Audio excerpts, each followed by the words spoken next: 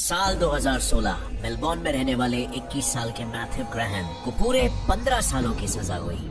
उसका जुर्म, वो डार्क वेब पर एक हर्ट टू द कोर नाम की वेबसाइट चला रहा था। पर ये कोई नॉर्मल वेबसाइट नहीं थी। इस वेबसाइट में बच्चों को सेक्सुअली टॉर्चर करके उसके वीडियोस अपलोड किए जाते थे और वहाँ पर डिस्कशंस होते थे कि टॉर्चर करने के कौन कौन से नए तरीके हैं, बॉडीज को ठिकाने कैसे लगाया जाए और अन्य ऐसी घिनौनी चीजें। पर डार्क वेब पर ये कोई एक ऐसी ही वेबसाइट नहीं है। यूनिवर्सिटी ऑफ पोर्ट्समाउथ के एक रिसर्च के अनुसार चाइल्ड पोर्नोग्राफी डार्क वेब पे पाए जाने वाला सबसे कॉमन कंटेंट है। और अगर ये सुन के आपके रोंगटे खड़े हो गए हो तो गलती से भी यहाँ की डिस्कशन फोरम्स में मत जाना, क्योंकि यहाँ पर लोग अपने डार्केस्ट फैंटेसीज को डिस्कस करते हैं, जैसे कि इंसानों का कौन सा बॉडी पार्ट ज्यादा स्वादिष्ट होता है या फिर ह्यूमन स्किन से बैग कैसे बनाया जाए। अब फ्रेंड्स, अगर आप एक नॉर्मल इंसान हो, आपकी सोच थोड़ी सी ट्विस्टेड नहीं है, तो ऑब्वियसली आप डार्क वेब पर नहीं जाओगे। लेकिन फिर भी अगर आपको एडवेंचर के लिए जाने की खुजली मच रही है तो मैं ये भी बता दूं आपको कि इसके अन्य रिस्क्स हैं। वेल, जैसे अगर तुम नहीं चाहते कि कल को तुम्हारी कोई पर्सनल इन्फॉर्मेशन भी किसी डार्क वेब वेबसाइट पर बिके तो एक बार दोबारा सोच लो। पर फ्रेंड्स, अब सवाल यहाँ पर ये उठता है कि अगर ये इतना डेंजरस और इलीगल है तो इस पर बैन क्यों नहीं लग रहा है? वेल, शायद इसीलिए क्योंकि इसको बनाने वाला और कोई नहीं बल्कि खुद वर्ल्ड सुपर पावर अमेरिका देश की मिलिट्री है। लेकिन आखिर इन्होंने ऐसी इलीगल चीज बनाई क्यों? क्या इसमें अमेरिका का भी कोई फायदा है? और अगर ये सब सुन के आपको भी डार्क वेब पर जाने की चुल मच रही है तो ये वीडियो में आप जानेंगे why you should never visit the dark web.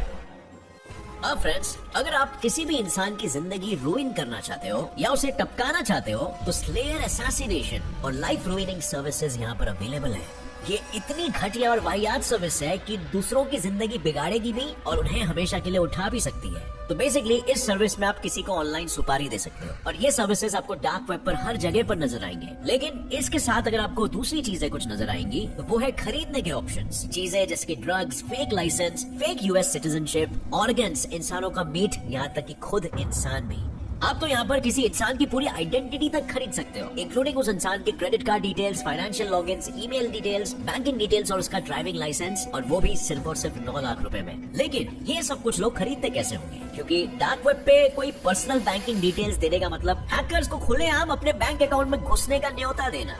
और इसीलिए डार्क वेब के यूजर्स का सेवियर बन के आया सतोशी नाकामोटो, जिन्होंने 2009 में दुनिया का पहला बिटकॉइन माइन किया था। बिटकॉइन बेसिकली एक ऐसी वर्चुअल करेंसी है जिसे ट्रेस नहीं किया जा सकता। यानी कि अगर कोई डार्क वेब पे बिटकॉइन से इलीगल चीजें खरीदता है तो उसका वो ट्रांजैक्शन उसके पास तक कोई ट्रेस नहीं कर पाएगा, क्योंकि बिटकॉइन जैसे क्रिप्टो करेंसीज ब्लॉकचेन टेक्नोलॉजी को यूज करते हैं। अब ब्लॉकचेन, जैसे मैंने दूसरे वीडियोस में समझा है, मतलब लिटरली ब्लॉक्स से बनी हुई एक चेन जिसके हर ब्लॉक में ये कॉइन किसने भेजा, किसको रिसीव होगा और भेजने वाले के पास कहां से आया था, वो सब इन्फॉर्मेशन होती है। और हर ब्लॉक पर होता है उसका अपना एक हैश कोड जो बिल्कुल किसी फिंगरप्रिंट की तरह यूनिक होता है। और ब्लॉक में कोई चेंज आते ही उसका हैश भी चेंज हो जाता है। लेकिन ये सब चीजों का डार्क वेब से क्या संबंध? सो फ्रेंड्स, अब समझो कि आपको पप्पू को बिटकॉइंस बेचने हैं, लेकिन उस ट्रांजैक्शन को कोई हैकर हैक करने की कोशिश कर रहा है। सो उस हैकर को उस बिटकॉइन को पाने के लिए सबसे पहले ब्लॉक्स को खोलना पड़ेगा। और समझो कि उसने पहले वाला ब्लॉक खोल भी लिया, तो उसके बाद उसे वो ब्लॉक खोलना पड़ेगा जिसके थ्रू वो ब्लॉक आपके पास आया था। और दुनिया में टोटल 21 मिलियन बिटकॉइंस हैं। तो वो बिटकॉइन की हिस्ट्री किसे पता क्या रही होगी? मतलब हैकर को अभी से लेके उस बिटकॉइन की पूरी हिस्ट्री खोलनी पड़ेगी। लेकिन जब तक वो सारे ब्लॉक्स को खोल कर सबसे आखिरी वाले ब्लॉक तक नहीं पहुंचता, तब तक उसे वो बिटकॉइन नहीं मिलेगा। और इसीलिए डार्क वेब पर ट्रांजैक्शन करने का सबसे सेफ तरीका है क्रिप्टो करेंसी के द्वारा। Getting back to dark web, मैं एक बात तो मेंशन करना भूल ही गया।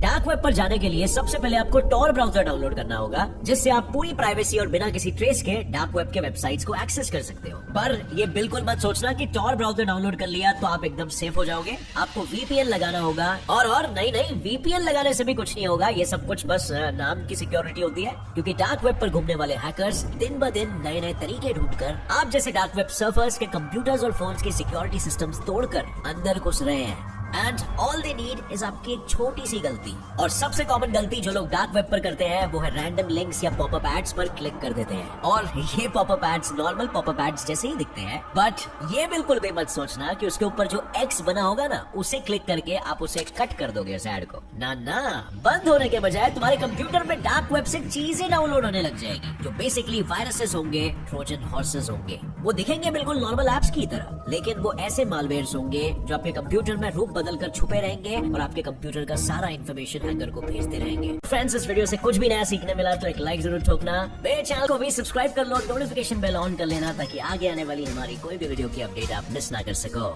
As always stay curious, keep learning and keep growing. जय हिंद।